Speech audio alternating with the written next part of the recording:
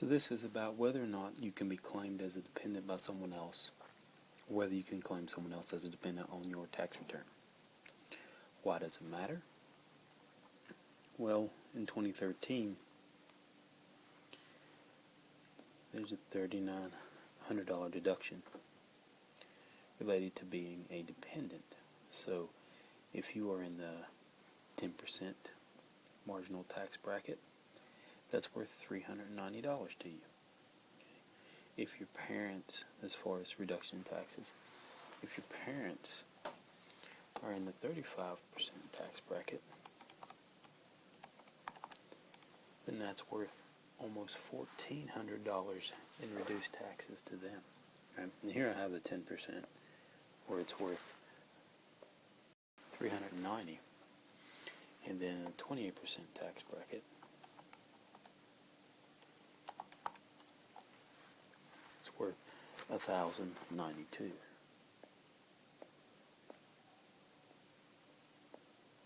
Right? So it's worth much more to you if you're in that higher income tax bracket. So it's usually beneficial to allow your parents to claim you. Okay? Now there are two ways to be considered a dependent. One is to be a qualifying child. And if you're going to be a qualifying child, you must meet all 5 tests.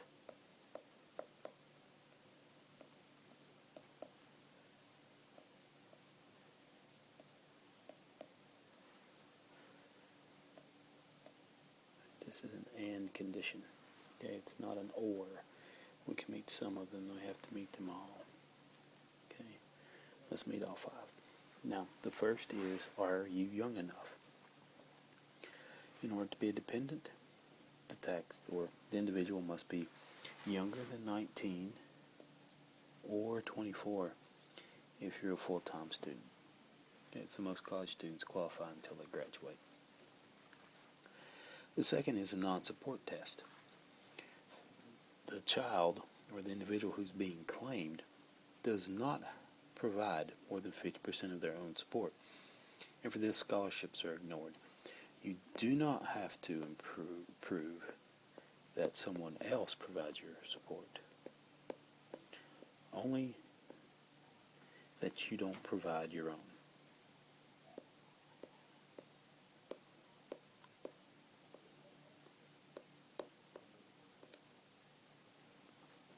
Okay. The third test is the relationship test. That means the individual is a child, right? Son, daughter, stepchild, foster child, whatever, descendant of such child, or taxpayer's sibling, or sibling's descendant. So nieces, nephews, that sort. What intent was to broaden who could claim other individuals as a dependent, as a qualifying child. And this was rewritten around 2004. So they added this sibling part to the relationship test. So now I might claim my brother if my parents would be phased out. Or I might claim my sister if my parents would be phased out. Because, again, I don't have to prove I support them. Right? If we get audited, we just have to prove that the individual being claimed does not provide their own support. Okay. The fourth test is principal residence test, which means the individual you're claiming lives with you for more than half of the year. Okay, again, my brother or sister would count, right, as long as we meet the age restriction. If you're away at boarding school, college, or away getting treatment for an illness or military service, that doesn't count against you. Any time spent in school, hospitals, and military service counts as being at home. And then the last test is the individual being claimed must be a citizen or resident of the U.S., Canada, or Mexico. If you meet all 5 of those, then you're a qualifying child.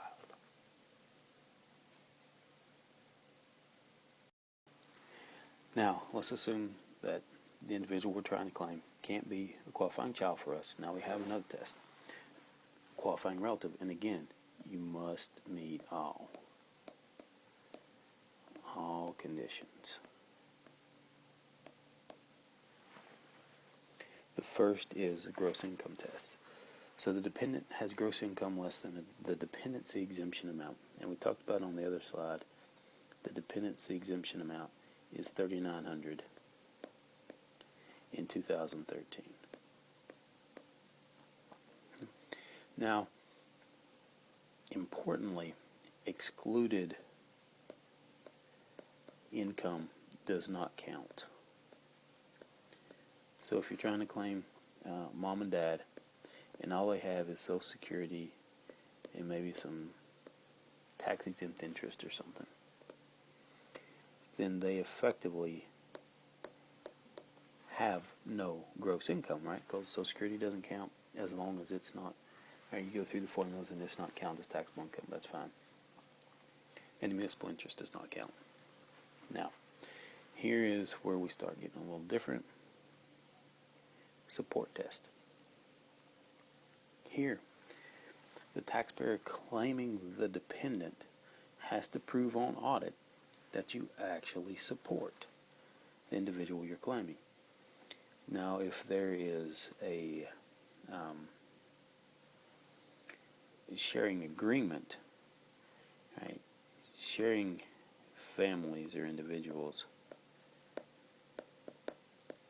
can allocate the dependent to the group, to individuals in the group.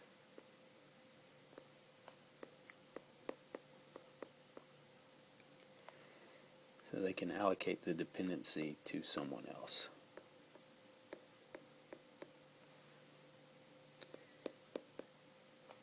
Within the group.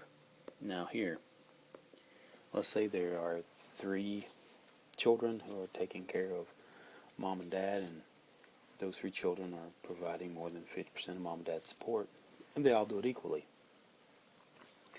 So nobody provides individually more than 50%, but 2 do.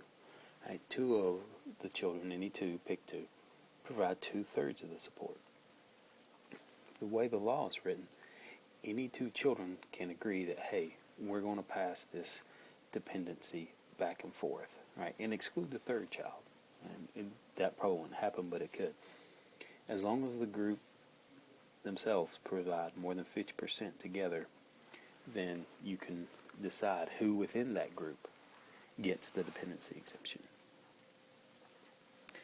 Now, the relationship, a member of household, so either the dependent is related to you, blood or marriage. Once a relationship is established, it never goes away.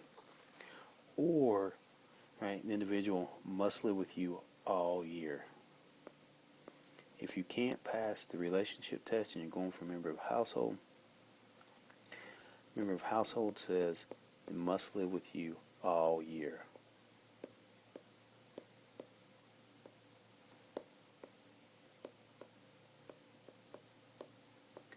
Right, no half year, anything like that. Live with you all year.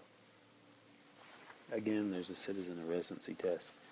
Dependent citizen, a resident of U.S., Canada, or Mexico. And then the last is the joint return test.